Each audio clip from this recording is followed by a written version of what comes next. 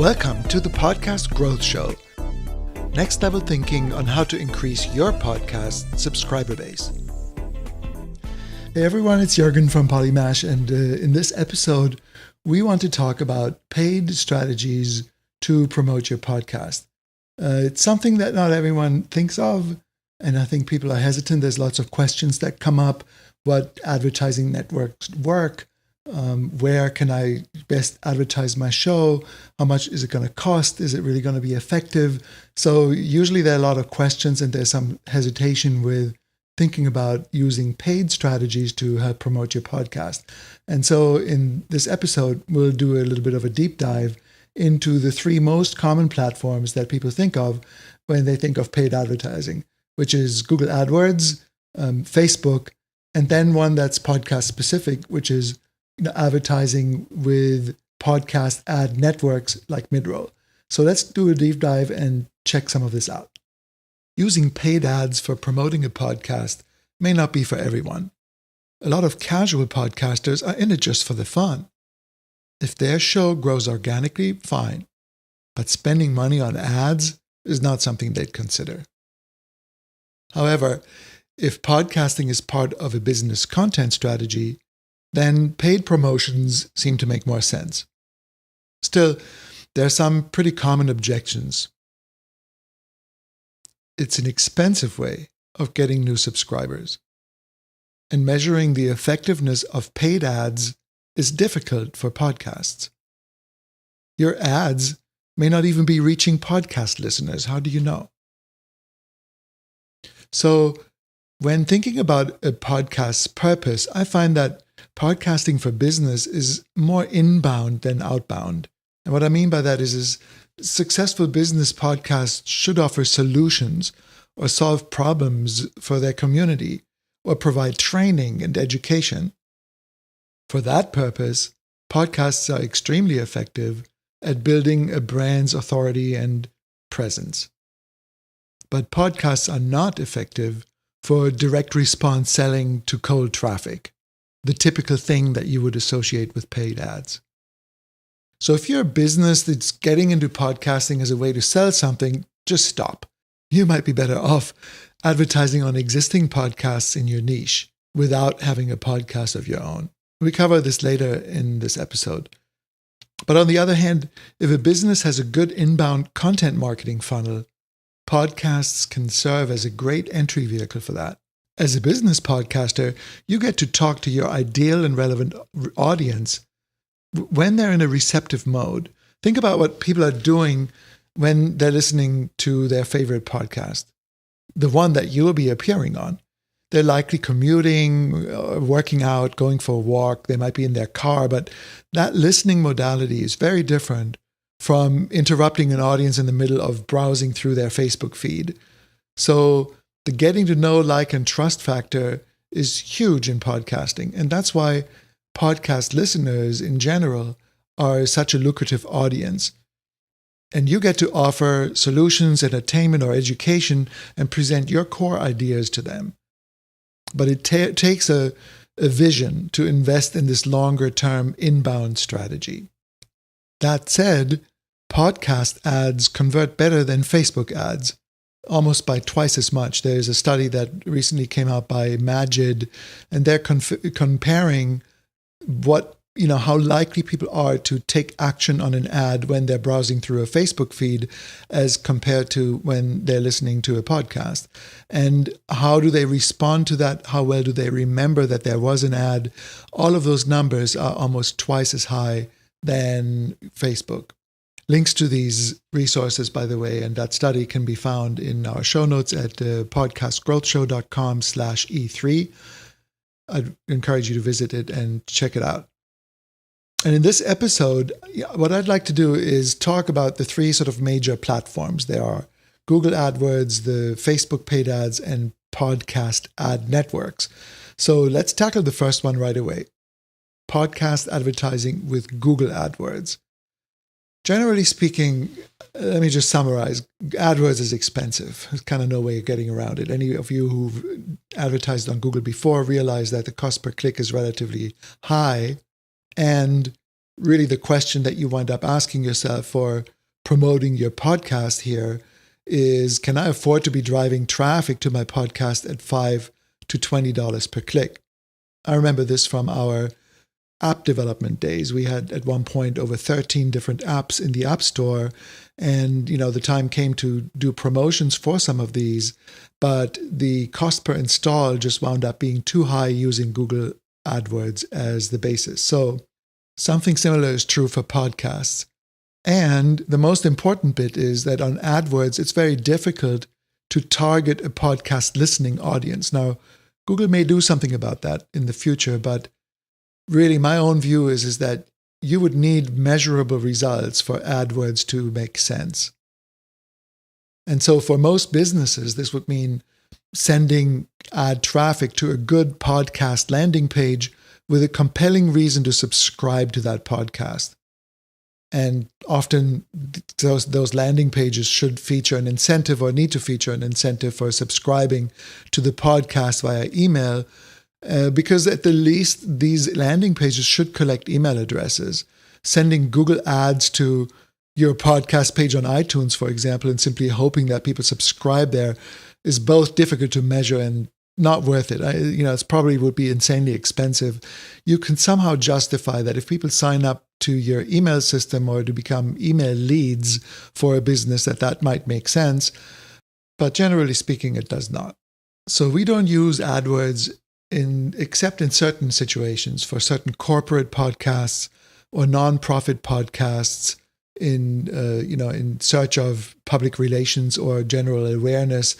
Some organizations have a PR budget, and promoting their show on AdWords may seem appropriate for them. For example, we produce a show for a nonprofit organization that has a grant from Google. We should all be so lucky, right?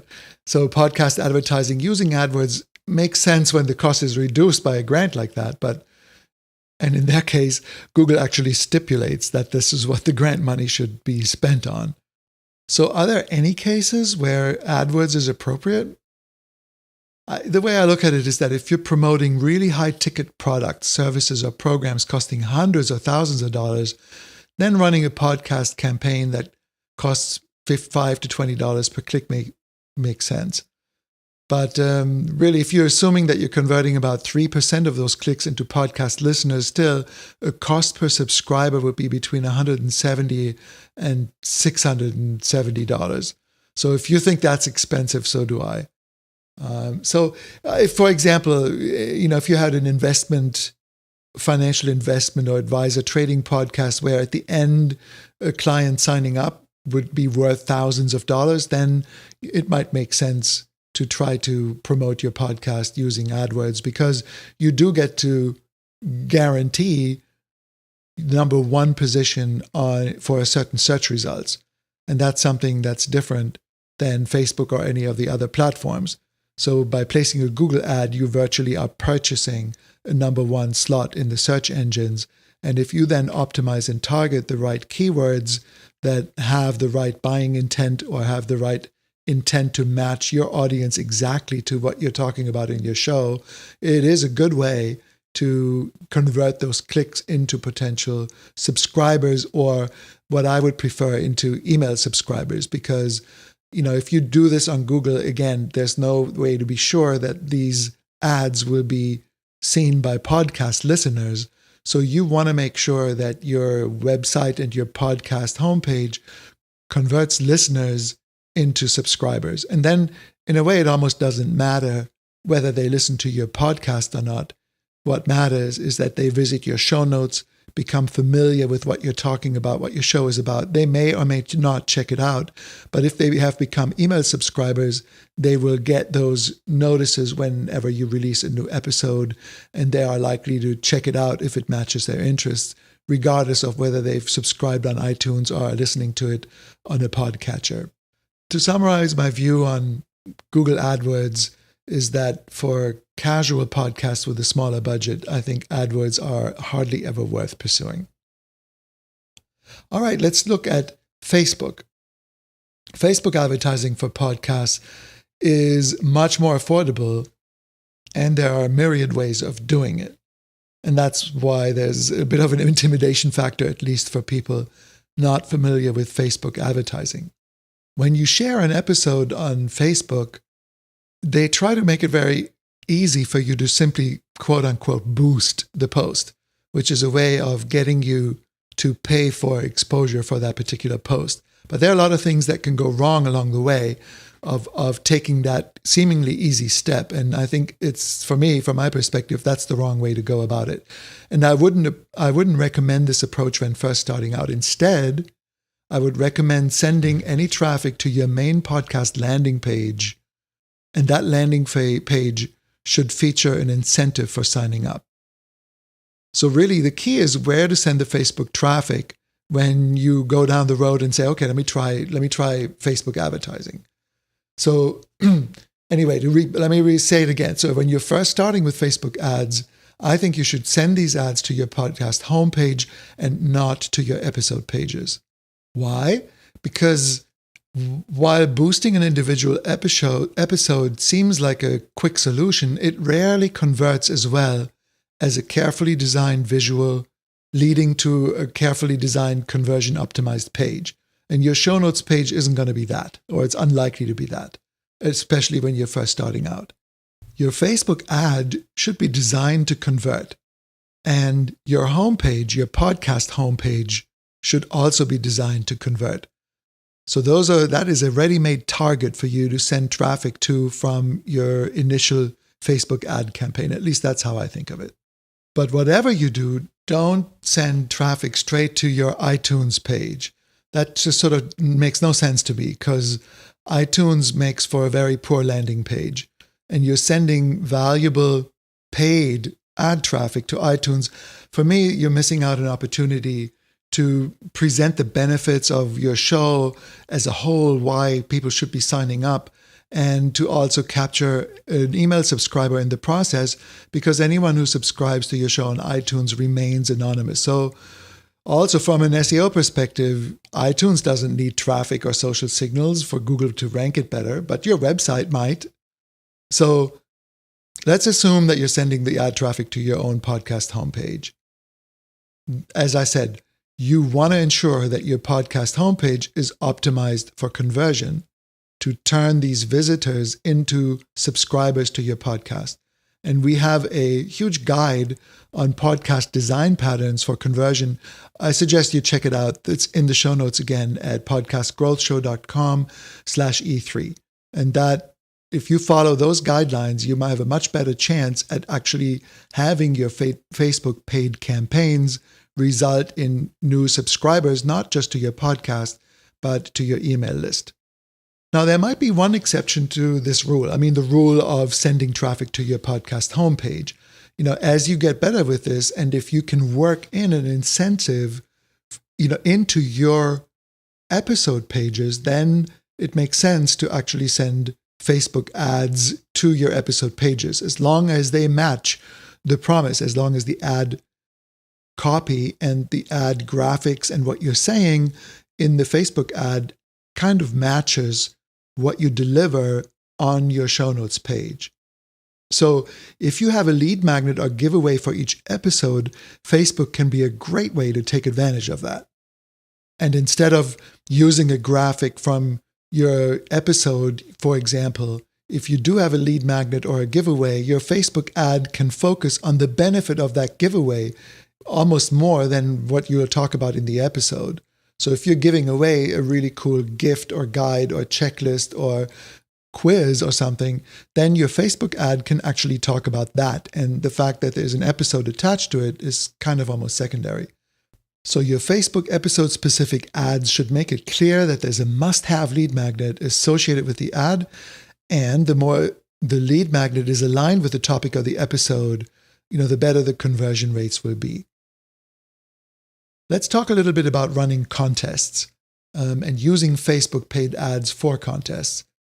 It's a pretty popular and effective way to gain podcast subscribers, and it used to be a popular podcast launch strategy. Contests were typically set up to request an iTunes review in exchange for entering the contest. You would ask for the user ID and enter people in a raffle or something like that. and then pick the winner from people who left you the review. Now, iTunes algorithms have changed since then, and reviews no longer play as much of a role in driving a podcast into the new and noteworthy section. That was the strategy a few years ago, is that with massive amount of reviews, or with a lot of reviews, you would jump, or you'd have a better chance of jumping into new and noteworthy. We've discussed this in one of the previous episodes. It's still a good idea to have reviews for your podcast, but it functions more as social proof and people wanting to subscribe to your show because they see that other people like it, than a method in which you can sort of hack the charts and try to get your podcast on top. That said, contests can still work for subscriber growth even after the initial launch period. And the benefit is that people entering your contest are also typically providing their email address somehow. And you're making it clear that by entering their contest, your listeners are signing up for email notifications when new episodes launch. Now, what sort of prize would work for a contest? It doesn't have to be anything super expensive, but it should be aligned with the topic of your show. In fact, that's much more important than the cost of a prize. Let's take a customer experience podcast, for example. So rather than giving away an iPad or some expensive gadget, consider giving away tickets to the premier customer experience conference that year. If you were to give away an iPad, you'd get a ton of meaningless content entries from people just fishing for an expensive electronic gadget. But if you give away conference tickets, you can be sure that the people entering your contest are actually interested in your topic and thus are ideal podcast subscribers for you. So if you're going to run a contest, picking the right incentive or the right prize that you give away is key. And there are some good Facebook contest platforms to actually make this very easy. The first one is called Heyo. It's beautiful and easy to set up, and it includes a free trial and an affordable monthly rate after that. I have these in the show notes, podcastgrowthshow.com/E3. Check them out. It's Heyo. Wishpond has a lot of contest templates to choose from, also includes a free trial. There's another one called Shortstack, and has a greater learning curve, but a lot of different options. And Agora Pulse is the most affordable platform and is really ROI and conversion focused. So I'd suggest that if you think that either for your launch or for just gaining subscribers, I would suggest you check out our show notes and have a look at these platforms. It's relatively inexpensive to do it. And there's also Venture Harbor is a blog and a site that has reviewed a number of these contest platforms and has a pretty good how-to tutorial. I've also included that in the show notes for this episode. Facebook advertising is a huge topic, and it requires some getting used to and some expertise, setting up an ad account and then becoming proficient at it. I think that for most of us as marketers, we weren't as good, and our campaigns on Facebook weren't as effective when we first started as they are or should be now. And so it can be a little bit intimidating to get started. Just a quick list of a few other ideas of what you could do with Facebook. Messenger bots. That's been a huge trend.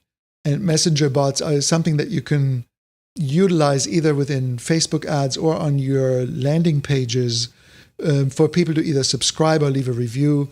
And the benefit of these is that messenger bots result in acquiring new leads with emails. I mean, you'll have these people, you can interact with these people that subscribe to your messenger bots easily, either on Facebook Messenger or outside of that. Another idea is making sure that you've installed a Facebook pixel on your site and then retargeting your site visitors to subscribe. So someone who's just visited your page or your site in the last 6 months, if they start seeing you appear on Facebook everywhere, or that's what it will look like to them, you can get them to subscribe, assuming that site visitors are a relevant audience to you because they already kind of know about you. And that's a very affordable way of limiting the people that your ads get shown to. Retargeting ads are pretty affordable overall, and the audience that they reach is a very meaningful audience. Another idea is running Facebook ads to some social share gates. Our favorite one is a tool called Go Viral, and basically you send Facebook traffic to a landing page that they create. In the process, they take care of all of the sort of time-consuming parts of building this out. And in order for people to get access, they have to share it with their Facebook community. And the tool makes sure that people actually do share your show before they gain access to your giveaway. So to summarize on Facebook, if you haven't done so before, I would suggest to get started properly with Facebook ads, consider taking a Facebook ads course or hiring someone experienced. The digital marketer of which network is, again, links in the show notes, but that's a guy named Ryan Dyson. They have great tutorials with short, what they call execution plans on Facebook advertising, and that is a great help when first getting started. So now let's talk a little bit about podcast ad networks. Really what was in common between advertising on or paying for advertising on Google and Facebook is that it's quite difficult to target podcast listeners. So I'm mentioning podcast ad networks because by default, your entire audience consists of podcast listeners. So I think of this as a great way to get new listeners is to advertise and have a audio segment on someone else's podcast in your niche. And this can be surprisingly cost effective. We as podcasters often think of these podcast networks as a way to monetize our own shows. And a lot of us might never have thought of, well, what if I had an ad on someone else's show? So how much would it cost to do that? I've included some information from Midroll and Stats in the podcast show notes. Midroll is one of the best-known podcast advertising networks, and the way that this works is they all are priced out by a CPM, cost per mille, is what that stands for. So that is the cost for 1,000 downloads. So for example, with a $25 CPM, a spot on a show with 10,000 downloads per episode would cost you $250. And a spot on a podcast with 100,000 downloads, would cost $2,500. And so let's do the math. If your ad's highly relevant to that audience, and if you picked a good show to be on and place your ad into, let's assume for a moment that 3% of the listeners take action and subscribe to your show somehow, your cost per new listener would only be 83 cents. If only 1% of listeners take action, it would be $2.50 per subscriber. So I don't know whether that seems affordable to you or not. And on the surface, these numbers compare very favorably with advertising on Facebook or AdWords, but there is a slight rub because most podcast networks, not all, but most, charge on a per download basis. And if you think about it, how often have you downloaded a podcast and then not listened to it? So downloads don't equal the number of listens. And in order for your podcast mid-roll ads to work, people have to listen, right? So how many downloads are actually listened to really depends a lot on the type of podcast. Like a daily news podcast might have a much lower download versus listening rate than a podcast with a loyal fan base that comes out only once every 2 weeks. Most subscribers and most downloads might listen to that episode. So that's just something to keep in mind. So let me just quickly run through 5 or 6 podcast advertising networks that are the biggest one out there. Midroll is by far the largest player in the field. They've got a growing inventory of over 300 different podcasts. We've included a link to Midroll's metrics, demographics, and pricing in the show notes. Again, podcastgrowthshow.com/E3. And you can check them out there. Another network is called Authentic. They have Serial. They have, a number of other shows. The third one is called Archer. Archer is good because they work with you to ensure that your ads are placed only on the shows that you're really interested in. And they also help with designing your audio ads. Another one is Advertise Cast. That one is interesting and worth checking out because on their front page, you can actually filter through their available set of podcasts by setting your spending preferences and your budget. So there's a filter function, and you can actually select the CPM, cost per thousand, right? Cost per minute. You can set the CPM that fit your budgetary needs, and then proceed to see what shows, fall out of that, and which shows would support your budgetary preferences. Podgrid is another one, and they focus on small to medium-sized shows and really go the extra mile to match you with the best podcast to advertise on. Because they're so small and they work to match your budget, I think they'd be a good choice if you want to experiment with this way of advertising with only a limited budget. I think they'd work with you. Contrast that with Podcast One. That's a really large network with hundreds of shows and 400 million impressions. And they claim to be able to, this is one of the ones where, remember I mentioned earlier that some of these actually charge by downloads. Well, Podcast One claims to have third-party verification of listens. I'm not sure exactly how they do that. And I don't know whether that makes it more expensive, but what they say is that when you sign up with them, they guarantee that your spots actually get listened to, not just downloaded. So I thought that was an interesting differentiator for that platform. Just in general, if you think that advertising on someone else's podcast makes sense, here's how I would suggest getting started. Visit our show notes, check out those 5 different networks, and go through these websites one by one. And see whether you find podcasts there that match your own content theme, and that would be a perfect match to where that podcast's audience that you're trying to pick would be the perfect audience for you and for your show. I think that's key. And then I would make a list of such podcasts that suit your niche and kind of think about setting a budget that you'd be comfortable with for a half a year. And then what I would do is actually use the contact forms for each one of these networks to reach out to them and describe what you're looking for.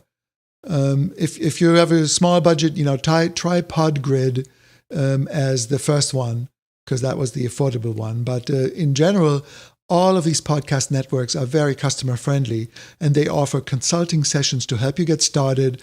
So I'd suggest setting up a phone or a Zoom meeting, even if you're just curious, to get a sense of how they work and how well you're aligned with their mission and whether this is something that would work well for you. By the way, just a quick aside, in our last episode 2 of the Podcast Growth Show, we talked about the free way of getting into other people's podcasts, which is outreach campaigns. And we discovered that in our episode called Podcast Guesting. And I'm just mentioning that here in case people didn't listen or haven't come across that episode yet. In this case, with podcast networks, it basically accelerates this process and accelerates the process of just simply placing an audio ad inside an existing show. So it's a way to jumpstart your podcast marketing efforts. So in conclusion, I think all in all, I could summarize it like this. Google AdWords is appropriate kind of only in rare circumstances. It's expensive. But if your podcast is associated with big ticket items that you sell as part of your business, and if you have a long tail inbound strategy, it might make sense. Or if you have a grant, like one of our podcasts does. As far as Facebook is concerned, that's the most versatile podcast ad platform, simply because it's targeting flexibility and relative affordability. Got a bit of a learning curve if you've never done it before. And then lastly, podcast ad networks, I think, are the most effective way to get to podcast listeners, but they require a pretty decent budget.